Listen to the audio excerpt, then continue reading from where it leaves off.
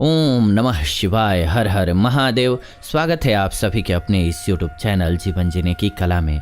आइए आज की इस वीडियो को स्टार्ट करते हैं। इस वीडियो में सुनते हैं हम सभी महाभारत की एक कथा। महाभारत युद्ध के बाद कैसे तबाह हुआ हमारा भारतवर्ष, ये भी समझते हैं। महाभारत से एक बात तो निश्चित ही सीखने को मिलती है कि किसी भी समस्या का समाधान बातचीत से नहीं होता है, और यह भी तय है कि युद्ध से कुछ भी हासिल नहीं होता है। इसका मतलब यह कि वार्ता विफल होने के बाद युद्ध करो और युद्ध करने के बाद तबाही पर आंसू बहाओ। सवाल यह उठता है कि वार्ता कब विफल होती है? वार्ता तब विफल होती है जब सामने वाले पक्ष में से कोई एक मूर्ख अड़ियल रुख अपना लेता है और अंत में सभी उसका साथ देने पर मजबूर हो जाते हैं। आइए खैर प्रकाश डालते हैं महाभारत से इस घटना पर और सीखते हैं कुछ। क्या महाभारत युद्ध और युद्ध के बाद भारत तबाह हो गया था? आपके मन में ये सवाल आया होगा जब हमने बोला तो। यह सवाल बहुत महत्वपूर्ण है कि महाभारत के युद्ध के बाद भारत की क्या गति हुई। महाभारत की चर्चा सभी करते हैं, लेकिन इस युद्ध के परिणाम की चर्चा बहुत कम की जाती है। इस युद्ध से संपूर्ण भारतवर्ष पर क्या प्रभाव पड़ा, इसकी चर्चा बहुत कम ही की जाती है। तो आज हम सभी इसी का विश्लेषण करने की कोशिश करते हैं। कौरव और पांडवों की सेनाओं की जनसंख्या, सबसे पहले इसी पर देखते हैं क्या हुआ। श्री कृष्ण की एक अक्षौहिणी नारायणी सेना मिलकर के कौरवों के पास 11 अश्वहिणी सेना थी, तो पांडवों ने 7 अश्वहिणी सेना एकत्रित कर ली थी। इस तरह से सभी महारथियों की सेनाओं को मिलाकर के कुल 45 लाख से ज़्यादा लोगों ने इस युद्ध में भाग लिया था। इस काल में धरती की जनसंख्या ज़्यादा नहीं थी। यदि हम वर्तमान समय की 7 अरब जनसंख्या से तुलना करें तो आज विश्व की सभी सेनाएं मिलकर के 1 करोड़ होंगी, लेकिन उस काल में जनसंख्या इतनी नहीं थी। 1947 के पहले भारत की जनसंख्या लगभग 40 करोड़ के आसपास थी। 1650 ईस्वी में संपूर्ण धरती की जनसंख्या लगभग 50 करोड़ थी। इस प्रकार से यदि हम और पीछे जाएंगे तो धरती की जनसंख्या इससे भी आधी थी। तब क्या हम यह अनुमान लगा सकते हैं कि 3112 ईस्वी पूर्व धरती की जनसंख्या कितनी रही होगी?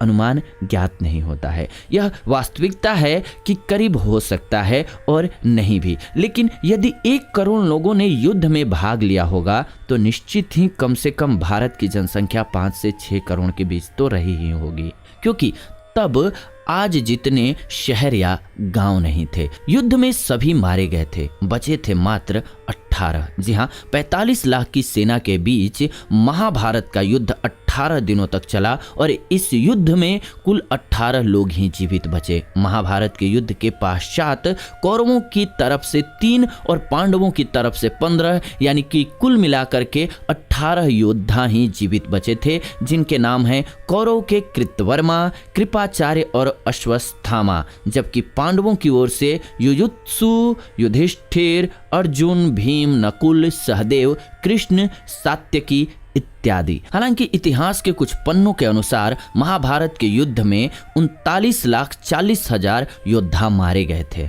अब आप सोचिए कि 6 करोड़ की आबादी में आधी तो महिलाएं होंगी, यानी कि करीब 2.5 करोड़ महिलाएं। अब बचे 2.5 करोड़ पुरुष, जिसमें से लाखों तो बच्चे होंगे। मतलब यह कि युद्ध बूढ़े और जवानों ने यह लड़ा था। उनमें से कुछ जवान तो उनके पुत्र ही थे जिनको कोई पुत्र नहीं हुआ था। जी हाँ, कौरव पक्ष के बारे में बात करते हैं। कौरवों की ओर से दुर्योधन और उसके 99 भाई सहित भीष्म, द्रोणाचार्य, कर्ण, मद्र नरेश, शल्य, भूरिश्रवा, अलम्बुश, कलिंगराज, श्रुतायुध, शकुनी, भगदत्त, जयद्रथ, विंद अनुविंद, काम्बोज राज सुदक्षिण और बृहद्वल इत्यादि और उनके पुत्र पौत्र युद्ध में शामिल थे, जो सभी मारे गए। कौरवों के कुल का नाश हो गया। कौरव वंश का एकमात्र युयुत्सु ही बचा था। पांडव पक्ष की बात करें तो पांडवों की ओर से अभिमन्यु,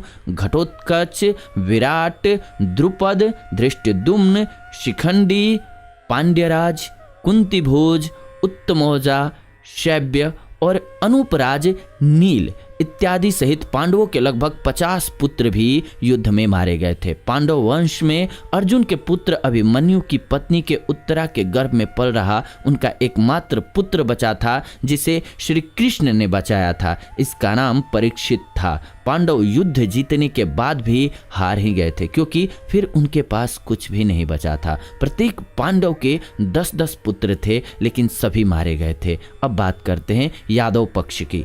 श्री कृष्ण की नारायणी सेना और कुछ यादव युद्ध में और बाद में गांधारी के शाप के चलते आपसी युद्ध में श्री कृष्ण के कुल का नाश हो गया। कौरवों की मां गांधारी ने श्री कृष्ण को श्राप दे डाला था कि जैसे मेरे बच्चों की इतनी दर्दनाक मौत हुई है, उसी तरह से तुम्हारा यादव परिवार भी आपसी युद्ध में तड़प तड़प करके मारा जाएगा। अन्य राजाओं का पक्ष ले लेते हैं, उनके संबंध में बात कर लेते हैं।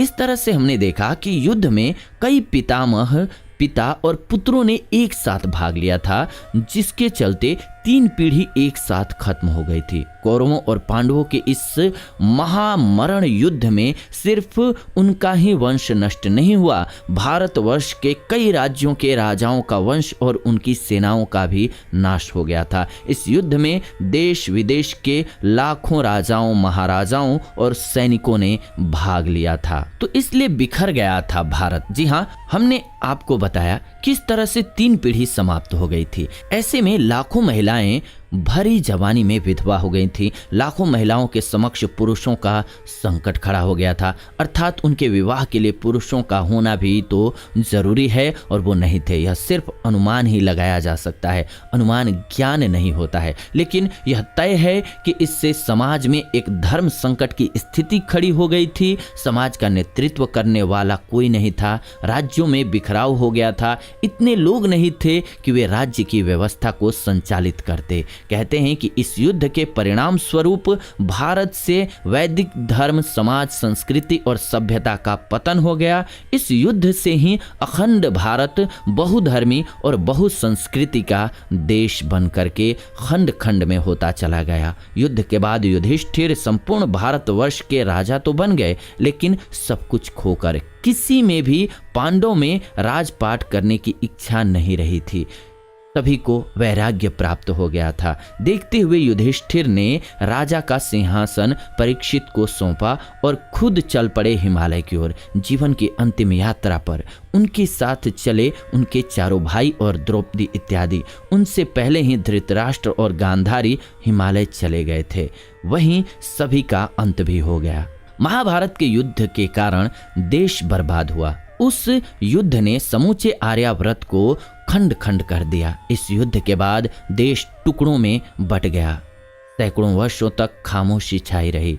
लोग अपने अपने तरीके से जीवन यापन करने लगे। पौराणिक धर्म और अन्य कई तरह के धर्मों का विकास होने लगा। विदेशी भारत में आकर के बसने लगे, लूटने लगे, आक्रमण करने लगे।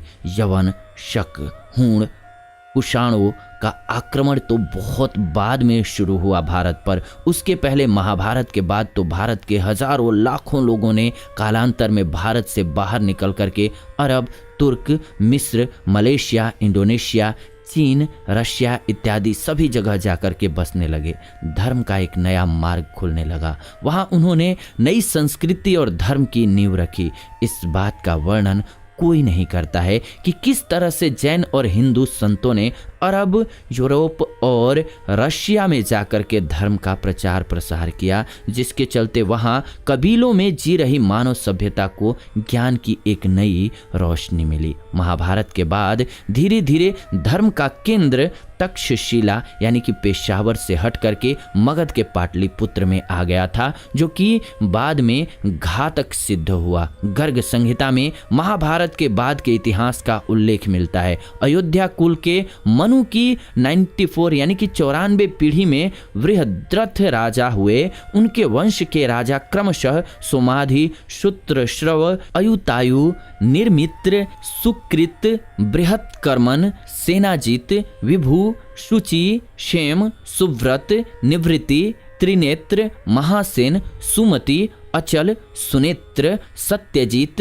वीरजीत और अरिंजय हुए। उन्होंने मगध पर शेम धर्म से पूर्व राज्य किया। बृहद्रथ जरासंध वंश के रूप में 3333 ईस्वी पूर्व से रिपुंजय तक चला। शत्रुंजय के समय श्री कृष्ण वंशी वज्र नाम का राज्य चला। बाद में यादवों के वंश मिथिला, मगध, विदर्भ, गोंडल, जैसलमेर, करौली, काठियावाड़, सतारा, दक्षिण मथुरा, पांड्य देश, पल्लव इत्यादि विभिन्न खंडों में बिखर गए ये लोग। महाभारत के बाद कुरुवंश का अंतिम राजा निचक्षु था। पुराणों के अनुसार हस्तिनापुर नरेश निचक्षु ने, जो परीक्षित का वंशज यानी कि युधिष्ठिर की 7वीं पीढ़ी में था, हस्तिनापुर के गंगा द्वार बहा दिए जाने पर अपनी राजधानी वत्स देश की कौशाम्बी नगरी को बनाया। इसी वंश की 26वीं पीढ़ी में बुद्ध के समय में कौशाम्बी का राजा उदयन था।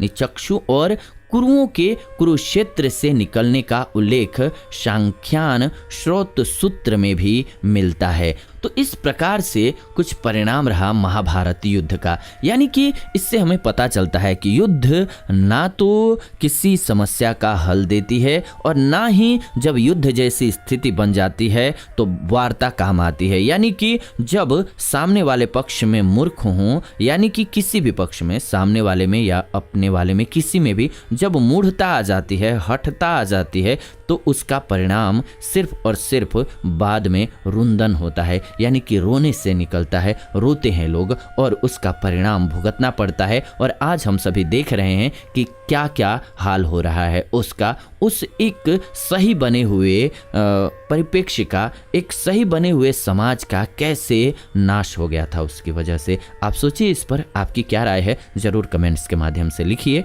हम आपके कमेंट्स की भी कदर करते हैं। हमें बहुत अच्छा लगता है जब आप सभी कमेंट्स करते हैं, तो ज़रूर कीजिए। आप अपनी राय इस पर ज़रूर दीजिए। साथ ही साथ विदा लेते हैं आज की इस वीडियो से। ऐसी ही नई वीडियो हम इस चैनल के माध्यम से लेकर के आते रहेंगे। तो नई वीडियो के लिए चैनल को सब्सक्राइब करके बेल नोटिफिकेशन को ऑन कर लीजिए। फिलहाल विदा लेते हैं आज की इस वीडियो से। जुड़ेंगे नई वीडियो में, तब तक आप सभी खुश रहें, आनंदित रहें, प्रेम से बोलें हर हर महादेव।